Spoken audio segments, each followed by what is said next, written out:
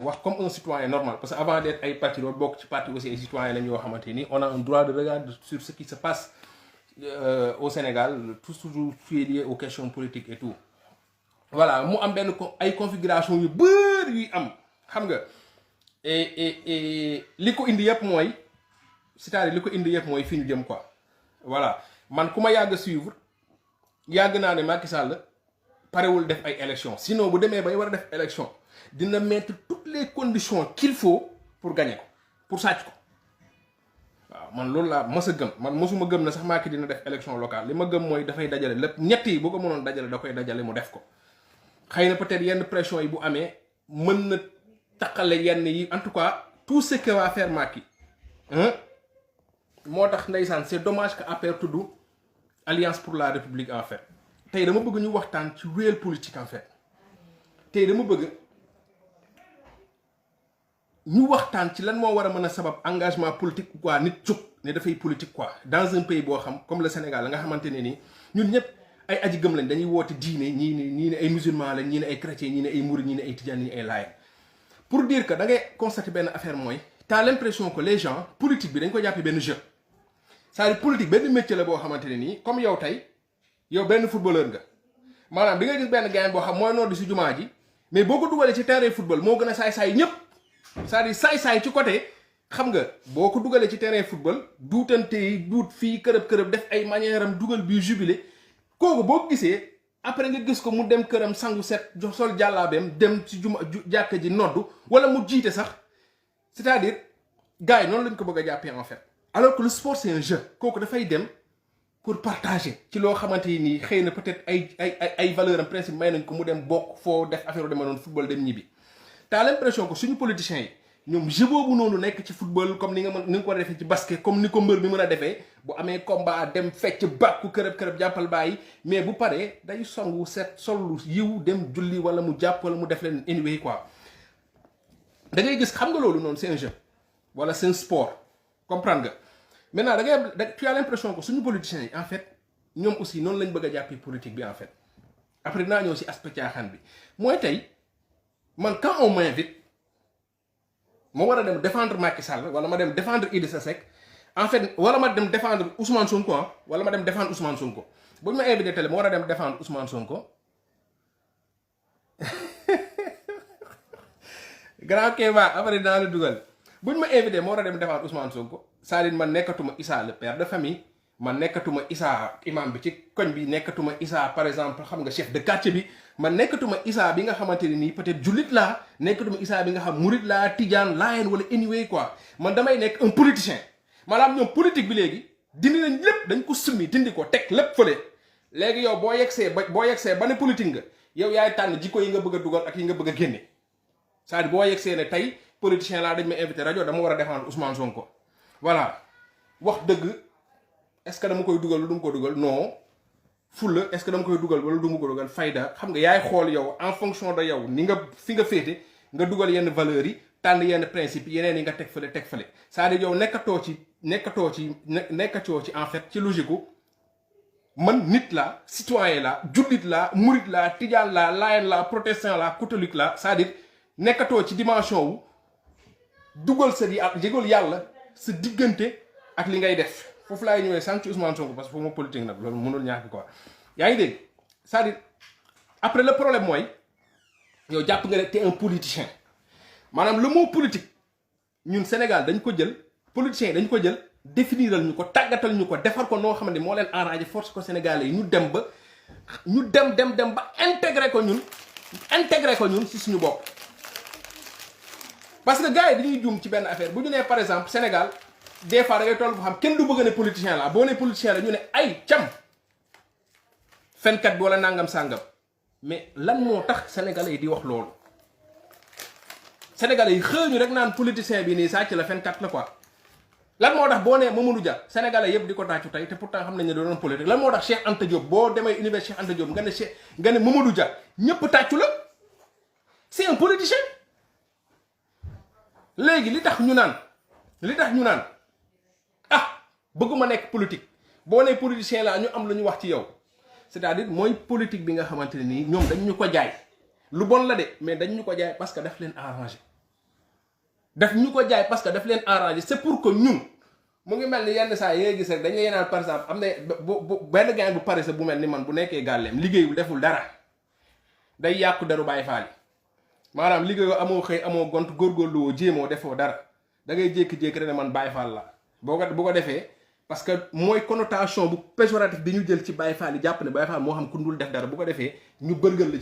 ci kër gi yow dootoo jëm dara dootoo def dara léegi politiciens yi connotation bu péjoratif boobu noonu ñu jox le concept de politique forcé ko sénégalais yi parce que c'est un concept français boo xamante ni ñoom ñoo si sol liñ ci bëgg a dégg 60 ans ñu koy dugal suñu bopp yi léegi moom mooy dem ba sénégalais yi boo ne cam bugguma nekk politique muy indi ñaari mbir mooy ñoom ñi ko woote ne ñun nii la ñu mel c'est pour que ñoom lu ñu def ñun intégré nañ kër lu ñu def d'accord mu ngi mel ni tey sa doom bi nga xamante ni am na erreur yoo xam bu ko defee da nga ne xale la maanaam sàcc na politicien la bettuñu ku war a sàcc la bokkut ak maanaam nga ne imaam bi dóor na keesu jàkka ji c'est-à-dire ni nga koy déggee ni ngay intégré wax ji bokkul bu ñu la nee politicien bi yow sénégalais bu ñu la nee politicien bi dóor na 600 milliards c'est-à-dire du la choqué mais bu ñu la nee xoolal imam bi ci wala chef de quartier bi sàcc na 1000 francs mais daf lay choqué dafa am lu mu lay def parce que yow intégré citoyenneté boobu noonu ñu war a def ci yow intégré sénégalité bi intégré Sénégal bi moo tax Sénégal ñu bari des fois boo leen di wooye li ñuy wuyoo mooy c'est-à-dire te foofu lay intéressant dinaa si ñëw si partie bu mujj bi mooy le concept de patriotisme bi passif indi même boo xoolee ñoom seen doctrine xam nga seen doctrine ni ñu koy indee maanaam le pragmatisme patriotique loolu yépp c'est-à-dire dafay baax ñu gëstu ko xam lan moo yàqan bi te ñu xalaat ne aussi Pastef gi nga bi ñuy tënk affaire bi gars yi xëy ñu rek tënk dañ ko xalaat la sociologie sénégalaise la société sénégalaise de manière générale ñu tënk programme boobu noonu mais lan moo tax tey yow bu ñu la nee par exemple Aliou Sall dóor na 6 000 milliards dina la choqué mais ça passe vite bu ñu la nee par exemple chef de quartier bi dóor na 2000 francs yow mu am lu mu def ci yow ga parce que yow intégré nga ne politicien la moom moo tax donc ñoom ñoo ko tey chargé mot bi pour yow nga jàpp ne kooku politicien la muy beneen bi si topp mooy c'est pour que yow mi nga xam ne da nga jàpp ne ay valeur ngay épouser ak ay principe yow doo bëgg a laal ci loolu noonu c'est pour dàq ñi nga xamante ni waruñu dugg si Sénégal ngay gis ay politiciens yi benn gang la boo xam dañuy dem ba koy siisaate laa lax de siisaate bëgguñu ku leen rax bokk na ci ñu tilimal concept bi pour que yow mi nga xamante ne ay valeur ngay woote moo tax Sénégal yàgg nañu am ay nit ñu baax ay valeur sûre yoo xam ku ci nit ñi dugal say fan balaa ngaa nangu sax seen famille ñoom bul ci dugg bul politique parce que noonu lañ ko bëggoon dañ ko bëggoon a tilimal ko ba ñenn nit ñi dinañ ko seexlu def ko ñenn ñi duñ ko bëgg a def wala ku koy def dinañu dugg sa caaya leneen aussi lu ñu intégré ñoom politiciens dañoo muus parce que politiciens bi ñuy ñëw ils ont trouvé ay pouvoir yu dëgër yu mel ni pouvoiru religieux yi c'est-à-dire am na dof boobu ñu def ba politique bi nekk lu salte aussi tax na ba képp ku doon woote ay valeur surtout mbiru yàlla da nga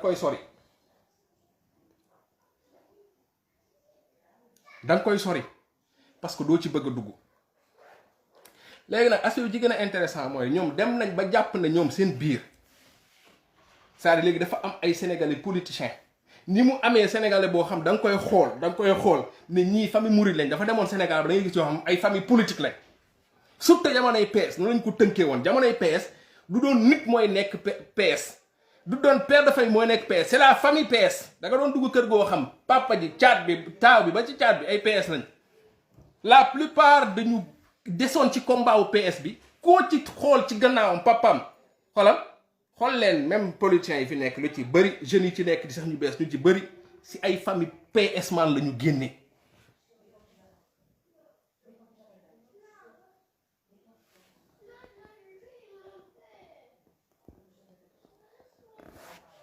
boo remonté sët yi ñoom ñoo fi nekk mais xoolal famille d'habitude boo duggoon ci famille yu mag yi doon politique famille bi ñëpp ay politique boo duggoon ci benn famille autant Sénégal xam bu ñu nee paa bi PS la ñëpp PS la yaay ji PS la deuxième femme bi PS la ñetteel bi PS la ñeenteel bi PS la taaw ba suuf bi ñëpp ay PS la. pour te dire que c'est-à-dire affaire la li tax may wax lii c'est pour que nit ñi comprendre que ni gars yi defuñu dara muy dara defuñu dara pour dara c'est-à-dire bépp pas bu ñu mës a teg depuis nos indépendances man wax bàyyi naa colonisation parce que ñooñu lépp lu ñu mës a teg c'est pour endoctriner ñu mais c'est pour vous dire que même ñi ñëw après dañu ànd ak tubaab bi continuer di ñu gën a dugal ci loolu continuer di ñu gën a naw di ñu gën a noot. moo tax quand les gens se demandent tey comment ça se fait que tey ñun suñu système éducatif bi mel ni mu mel. parce que système éducatif bi moom mooy en fait moom mooy perpétuer mécanisme boobu noonu moo koy dugaloon suñu maam dugal ko suñuy papa moom moo koy dugal si ñun dugal ko suñuy doom dugal ko suñuy sët.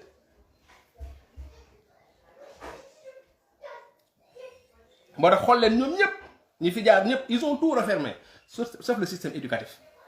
te ñoom ñëpp xam nañ ne Sénégal pour nga defar ko il faut nga réformer le système éducatif. Sénégal mooy dëkk boo xam da ngay ñëw xolal ñu lay jàngal non mais c'est extraordinaire c'est-à-dire après c'est ce même Sénégal là bi ñuy naan pour vous dire combien le système il est puissant li may wax ni yëpp système bi la. ni mu ñu jaayee politique ni mu ñu jaayee jikkoy politique ni mu ci génnee valeur te li tax mu génnee ci valeur dafa am leneen aussi il faut ngeen yokk ci mooy c'est-à-dire Sénégal dëkk foi la. dëkk fois maanaam gëm Sénégalais boo gis c'est-à-dire gëm ñun ay aji gëm lañ en fait yaa xam na nga gëm yàlla bi yàlla bala yonent bi wala yónnee bale mais ay aji gëm lañ te boo nee nit ku gëm rek forcément da ngay dem ci foi da ngay dem ci ay valeur bokk na li ci tax ñu tilimal politique parce que bëgguñu woon Sénégalais yi gëm politique bëgguñu woon Sénégalais yi bëgg politique dañu bëggoon Sénégalais yi sib politique ba les plus médiocres les plus mauvais d'entre nous di ko exercer ba Sénégalais aussi intégré que ne ñiy exercer ñiy def politique mooy ñi gën a mauvais entre nous mais ñu dem ba nangul leen ko maanaam ñoom lu ñu def ñu nangul leen ko ñu teel ci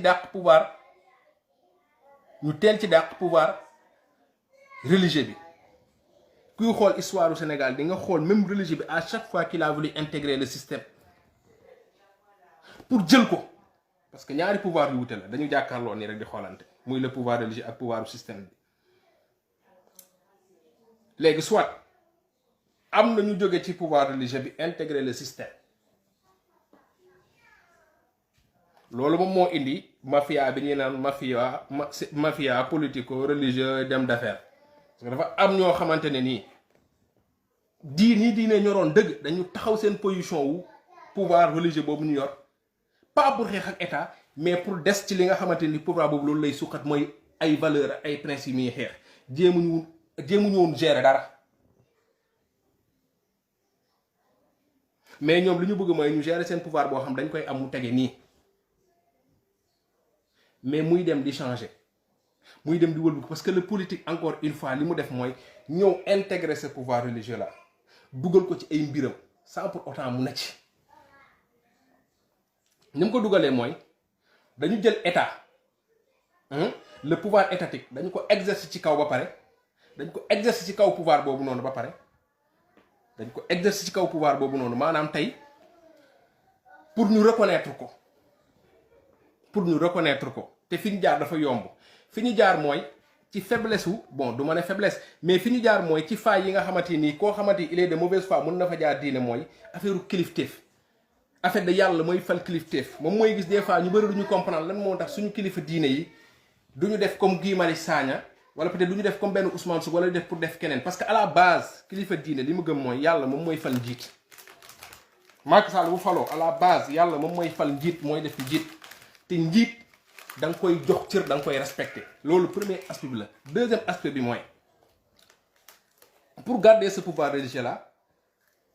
religieux yi lenn lañ mën a def dañuy gérer ak état tant que mi ngi dem seen intérêt bu ñu sentiree seen pouvoir menacé wu ñu braqué wu bu ñu sentiree que intérêt seen intérêt mi ngi ñu dem def leen teg état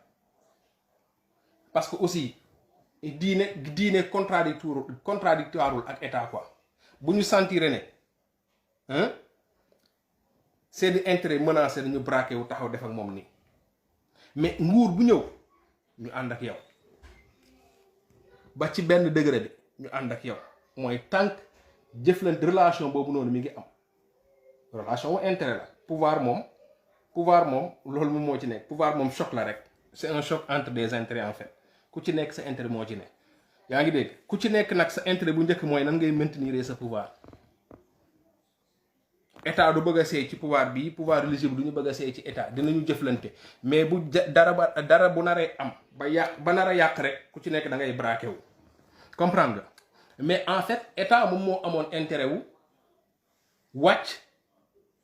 dem ci pouvoir boobu noonu parce que dañu nekk ci dëkk boo xamante on parle pas de citoyen on parle plus de talibé donc moom moo tax ngeen di gis tey un Macky Sall bu demee Touba day wàcc Macky Sall buy wàcc day wàccaale ak état bi yépp muy contradiction boo xam dafa am moo tax su ma déggee gars yi di définir suñu modèle état beeg suñu modèle de gouvernance ak suñu modèle de xam nga affaire u demee noonu xam nga c'est-à-dire après yow tu te perds en fait parce que quand ils veulent définir les concepts comme ni ñu ko jëlee man chez les occidentaux wala ni ñu concept yi ni ñu ko tëggee ba pare bu ko intégrer si suñuy réalité après day nekk benn cinéma boo xamante nii parce que tey ki nga xamante ni par exemple du Sénégal xamul luy sëriñ xamul luy tarixa boo ko jëlee ni indi ko mu gis Macky Sall dem Touba di def nga ne ko c'est le président de la République moom il a un problème il du ko intégrer parce que xamul loolu et pourtant ci moom la ñu jëlee état boobu noonu mais quand tu amènes un Sénégalais n'importe quel Sénégalais dafa jàpp ne Macky Sall bu duggsee Touba du fa dara taalibe la c'est pas le président Macky Sall sax daf ko intégrer ça veut dire que Macky Sall quand il va à Touba wala à Tivaouane comprendre nga c'est-à-dire dafay sama mbubu président bi léegi nag kilifa diine bi moom moo ko koy sololaat moo koy jox cër boobu moom moo koy delloo cër bi mais cër bi du fa yegg et pourtant on est toujours dans un état muy des contradictions yu bëri yoo xamante ne ni dafa nekk Sénégal léegi intérêt yooyu noonu am bu fekkente ne man dama nekk kilifa diine boo xamante ne nii je suis de mauvaise foi parce que kilifa diine yëpp baaxul foofu la problème bi nekkee état ci boppam système bi léegi ñooñu noonu c'est-à-dire avantage lay nekk si ñoom mooy kilifa diine yi nga xamante ni di si nañu gëm c'est-à-dire daf leen di permettre ñoom ñu mën a wone faille ñu mën a wone faiblesse su pouvoir boobu noonu pour gën a mën a wàññi seen doole moom moo tax souvent am na kilifa diine yoo xamante ni c'est le système qui fait en sorte pour wane seeni faiblesse gars yi di dal seen kaw et souvent ñiy dal seen kaw c'est les gens yi nga xamante ni ñoo gën a jàng c'est les gens qui se disent conscients c'est les gens yoo xamante ni qui comprennent l'état parce que à chaque fois booy xool ñiy gën a critiquer kilifa diine yi soit c'est ay nit ñu jàng lañ nit ñoo xam ils sont émancipés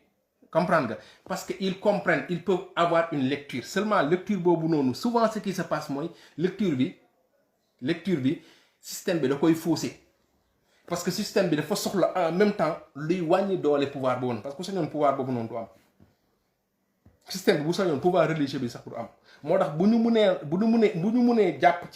jaar ci benn kuy wooyee kilifa diine wala kilifa diine bu juum des fois ñoom ñoo koy génnee sans pour autant sa nga xam ne ñoom ñoo koy tey par exemple mooy exemple tey par exemple le système mu ne système bi jéggi na sa Macky Sall yàgg nañu xam ne Cheikh Modou Kara par exemple mi ngi def son truc là pour redressement bi yàgg nañ ko xam mais à partir du moment où toll nañ ci benn contexte benn situation ils ont besoin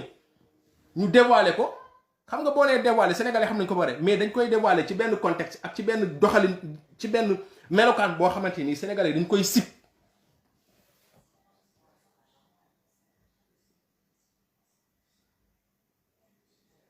ci ce même état ce même système bi moom moo koy def yow boo comprendre le jeu boobu noonu da ngay nekk marionnette parce que ki gën a daanu mooy ki yaakaar ne xam na ki jàpp ne xam na yow mi jàng xam état xam lépp d'habitude yow la ñuy dugal ci game boobu noonu yow yaay génn après di saaga alors que xamoo ne lépp système bi la système bi moom moo sooke sax ni ñu koy waxatee centre de redressement yooyu yëpp système bi la en fait xamoo ne système bi moo ko bàyyi woon tant que mu ngi koy arrangé système bi moo koy yàq tant que arrangé wu ko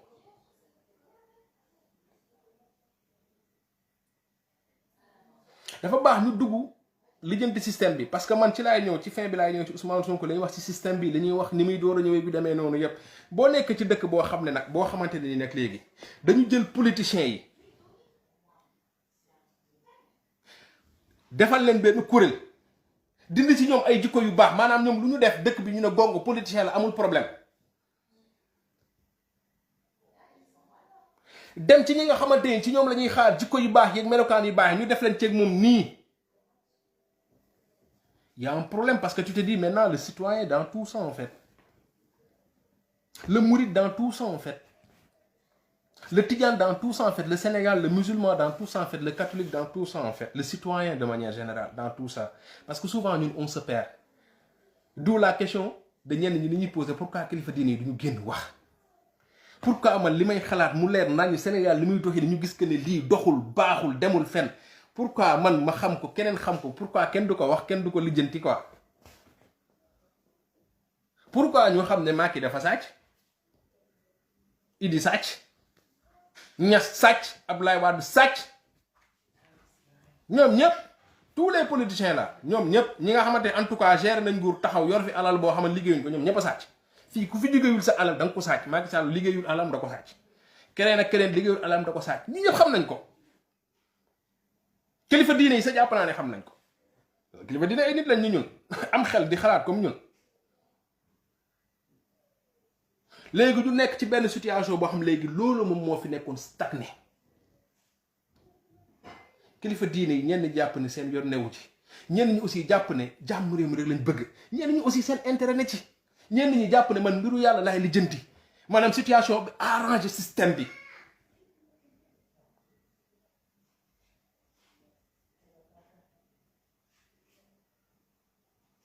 may fàttali ko ndeysaan Cheikh Bamba Dièye bi ñu invité keroog maa ngi koy wax sama benn xarit bi ñu invité keroog ma seetaan ko télé quoi Cheikh Bamba Dièye li ñu bëri duñu bàyyi xel man noonu laa ko jàppee il y a 10 ans 15 ans Cheikh Bamba Diop moo nekkoon Sonko mi Sonko ni mu fëlee nii Cheikh Bamba Dièye moo yoroon profilu benn gi bi papam di gaañu yàlla na ko yàlla yërëm Cheikh Bamba Dièye mu génnoon nekk benn figure bu bees bu doon frapper la jeunesse am benn xaw a am benn discours de vérité bu mu indi nekk jeune ku fugga indi benn vérité indi benn dëgg amoon départ bu baax commencé def Sonko ni mu commencé affaire bu commencé suleeku man je me souviens très bien bu doon wax ñëpp koy bëgg a déglu parce que dafa am beneen discours bi mu doon indi mais malheureusement xaw ma xam na ko xaw ma xamu ko xaw ma comprendre ko héritage bi mu jël parti boo xamante dañ ko taftaloon diine la il n'a pas su se détacher de ça en fait et c'est ce qu'il devait faire en fait parce que nag ak loo ci mënti dégg système bi moo organisé woo noonu ñëw dans un pays boo xamante ne nii ay ajigam lañ mu sampal leen état boo xamante ni bi mu koy jël en France c'était dans un état fini maanaam boobu fii français yi intégré nañ li ñuy woy la séparation église état tënk benn système de gouvernance boo xamante ni ak benn système de nag laa mën a waxee bu du ma ne sax France mais l'Occident en fait tënk li ñuy waxee ñoom état indil ñu ko moom ñoom mu nekk si ñoom ci benn processus bu naturel moo xam dañu doog comme nga màgg juddu dox daw ñun ñu indil ñu ko ak ay contradictions yu extraordinaire maanaam ñoom avant ñoo yegg si état c'est en fait c'est un processus bu fini ils ont déjà façonné les Français les Allemands dañ leen façonné leen en tant que des citoyens la laïcité si vous voulez Papistine effectivement comprendre nga jaay ñu concept de laïcité encore que laïcité bi dinaa ci ñëw la définition du mot laïcité c'est très problématique au Sénégal c'est très problématique waaw malheureusement laïcité Sénégal gars yi dañ koy xaw a tof dafay Sénégal en fait tout ce qui touche tout débat qui touche en fait la religion dafay sensible et malheureusement souvent pour soulever ces débats là wax ko ni nga ko war a waxee c'est problématique parce que malheureusement en fait du ñëpp lay déglu fi ñu la war a dégloo niveau bi ñu la war a dégloo xam nga boo toogee si jotaayu murit di waxtaani Serigne Touba gaa yi fay ànd dem xam nga boo toogee tey ci jotaayu ay jouru nawetaan di waxtaani football c'est-à-dire ñëppay am dégg-dégg ñëppay comprendre boo nee corner kenn du ñëpp xam nañ lii corner mais boo ñëwee dans un pays comme le Sénégal nga ñëw ne la laïcité c'est quoi la laïcité au Sénégal jëlal micro-trottoir nga def le tour du Sénégal nga laaj leen lan mooy laïcité ba ñu wax la ñoom laïcité liñ ciy dégg moom la ci français yi di déggee fii balaa ngaa jeexal benn dëkk ñu damm sa micro parce que sénégalais mënul intégrer ne nit da ngay jël état sénégalais boo toogoon ne da ngay jël état ak religion nga dindi séparé ko ñu bàyyi état dañuy jël état bàyyi ko dañuy naan état bi kon baaxul parce que sénégalais noonu lay dégg moom dafa jàpp ne léppam diine la léppam yàlla la alors que ñii dañu topp ci benn projet parce que à la base la France est un pays catholique même boo xoolee France li ko tënk sax ci wàllu ci constitutionnalité c'est-à-dire li tënk histoire France sax religion catholique mënoo ko ci génne en fait mais ñoom dañu topp benn processus boo xam daf leen yóbbu ci ñoom processus bi ñu topp si seen développement en termes de citoyenneté en termes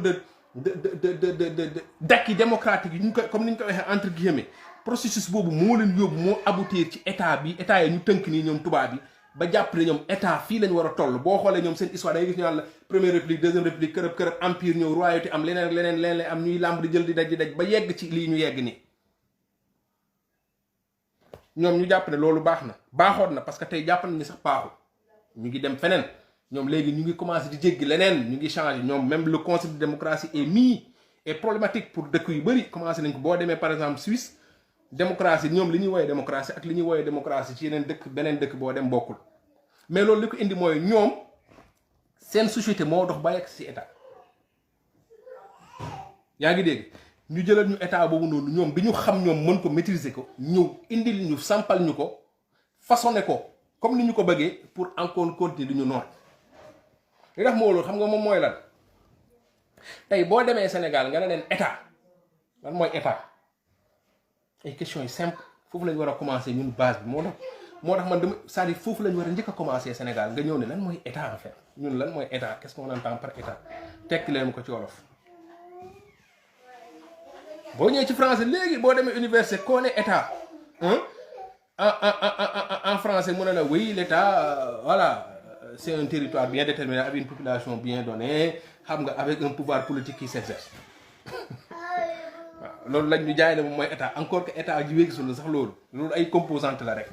am na yeneen yu dugg si xam nga loolu moom mooy définition bi mais tey un Sénégalais lambda lan mooy état ci moom boo nee Sénégal état mu ne du nguur ñun dans notre sociologie nguur mooy lan nguur ça renvoie à buur mooy kan nga gis nag boo defee nag boo transposé affaire bi nag buur nga xam ñun moom la ñuy dégg tey que état nga transposé ko indi ko fii ñoom boo ko indee fii ça fait des centaines d'années ñoom jéggi nañ ci affaire buur muy roi léegi nga xool ñun li ñuy dégg par roi ñoom loolu la ñuy dégg par roi buur moom dëkk bi ñoom fii aussi bi fi buur di am moom dëkk bi ñoom bi ñu jéggee affaire buur yooyu noonu ba c'est-à-dire c'est extraordinaire contradiction boobu noonu yooyu yëpp ñun dañ koy xeeb te xamuñu ne c'est des blocages yoo xam moom mooy tax sénégalais yi du ñu jóg parce que ñoom boo jàppee ne yow état mooy nguur président bi mooy buur rapport bi nga war a am ak moom en tant que citoyen ak président de la république mais du fa nekk non du fa nekk exigence bi war a am sa diggante yow ak le président du fa nekk moo tax les sénégalais ne se soucient même pas parce que jàpp ne Macky Sall mooy nguur moo yor dëkk bi mooy borom dëkk bi dafa war di def li ko li di bu ma di bu mi maanaam lu mu def dagat na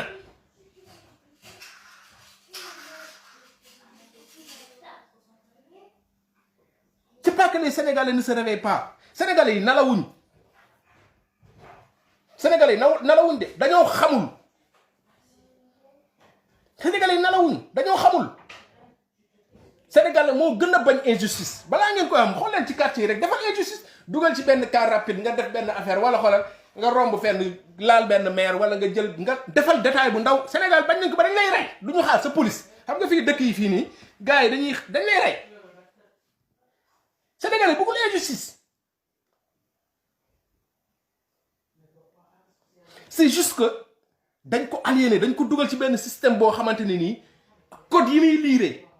moo baaxul ñun dañu sénégalais yi ñoo mënul décoder li xew boo koy wax nii wax ju sew la mais sénégalais yi dañu jàpp ne Macky Sall ci nguur la ñu ne mooy borom dëkk bi mooy nguur gi la ñuy dégg par président c'est pas quelqu'un boo xamante ni nii ñoom duñu ko jàllee rapport boo xamante ne nii sénégalais bi du jàpp ne rapport sénégalais bi intégré wul ne moom mburu bi muy xëy di ko jënd mburu bi muy xëy di ko jënd pour ndekkeeku sax dañ ciy copp moom la ñuy jox Macky Sall xam nga sénégalais yi bu ñu demoon ba intégré loolu Macky buy defar terre dinañu kii def ñoo yàpp suñu xaalis lay defaree terre dinañ ko wax nii de di nga gis ñu bëri nañ ko waaye mbeddu buur la ba affaire bi suñu xaalis la mais duñu intégré lan moo tax mu nekk seen xaalis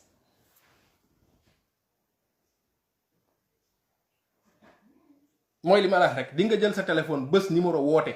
yaa ngi woote xam nga luy woote mais xamoo lu tax muy woote xam nga lu tax ngay bës numéro bii boo ko bësee c'est-à-dire qu'est-ce qui se passe derrière lan moo xew ba yow nga mën a jot nit ki di wax ak moom téléphone loolu la ñu amul en fait ñun xam nañ ne rek yaa ngi composé woote allo di nga ko dégg mais y a tout un processus am na benn circuit bu am ci diggante bi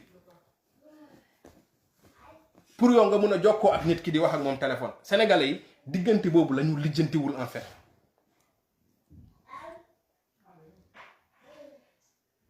donc boo xamul diggante boobu noonu yow man bu ma ñëwee indil la téléphone yow pour nga xam téléphone bi baax ak bu bon mënuloo am choix bi xam nga li nga mën a nekk téléphone bi dégg nga mën a rafet Djibo Ka de moo rafetoon maire yu bëri Djibo Ka dafa rafet ma fotel ko Macky Sall ku yaru la ma fotel ko maanaam téléphone bi ma lay indil yow pour nga xam bu baax ak bu bon da nga mën a dem ak sa xel rek téléphone bu xonk bi laa bëgg mu ñuul bi non bu mu nii la mais xamuloo yow téléphone bi gën par rapport ak yow c'est-à-dire booy composé téléphone ba ka ngay woo ba nga koy jot c'est-à-dire li nekk ci diggante bi da leen di jokkalante yow xamuloo ko donc yow mënuloo xam matériel bi nga xam moom nga soxla xëy na sax des fois nga jël bi baax sànni ko parce que dafa jàpp ne non bii baaxul parce que dafa ñuul bii baaxul parce que dafa weex baal ma jël bu xonk bi bii moo gën a rafet bii moo gën a mel nii parce que xamuloo ko te ña la ko war a xamal ña la ko war a xamal xamaluñ la ko wala ñoom seen bopp xamaluñ leen ko. Du coup, tu ne cherches pas à comprendre. Les mécanismes de fonctionnement d'un État sénégalais, xamuñu ko. Sénégal, on vote un budget. Les limites, c'est-à-dire des rendez-vous extraordinaires. Mais non.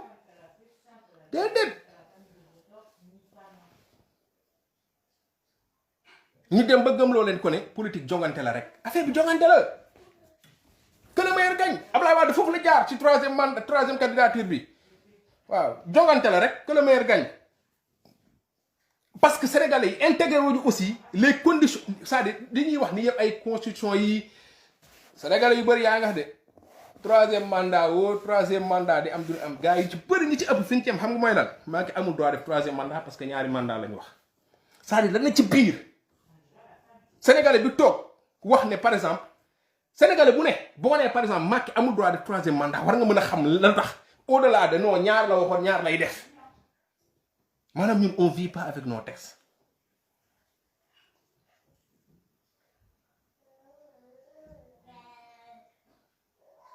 on vit dans un état avec des textes qu'on ne maîtrise pas maanaam ñun suñu dund dañ ko jël tay la ko ay nit ñun dañuy xëy di lekk di naan di bégee état bu xam loolu nag état bu xam loolu dafay organiser wu fexe ba ñooñu bañ a yeewu lan moo mën a tax nit nekk ci ñàkk xam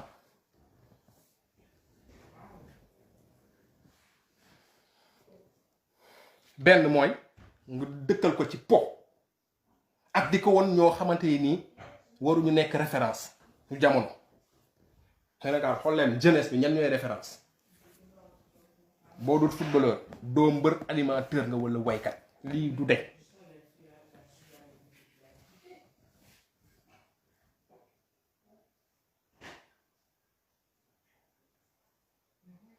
boo dul boobu noonu xoolal boo dul footballeur mbër animateur